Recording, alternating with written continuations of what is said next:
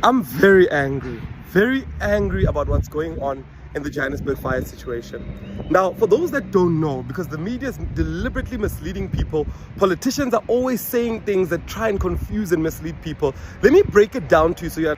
Now, there's over 100 buildings that they claim is hijacked. Let me explain what that actually means in English. What that means is that they sit down, they register NGOs in their children's names, in their relatives' names, and they claim those buildings from the city of Joburg for themselves. So an NGO for gender-based violence, an NGO for Nyaupe children, an NGO, just they register random NGOs, and these NGOs get free buildings from government. What they then do is that they then hijack the buildings themselves and begin to collect rentals. So from these buildings, the same building we were at yesterday, the building that burned down, there were rentals being collected.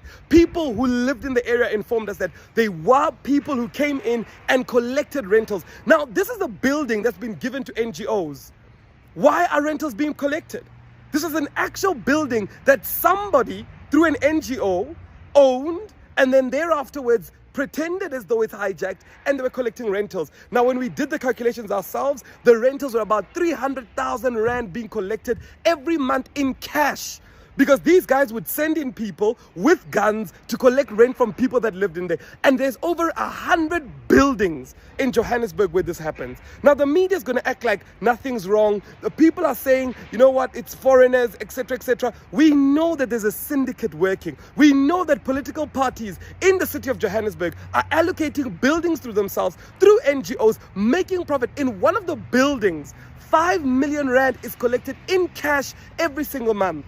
And the reason they all blame is to say, no, these NGOs take the people to court and they actually force people, the city can't do anything, our hands are tied. Of course they do that. They're collecting funds every single month.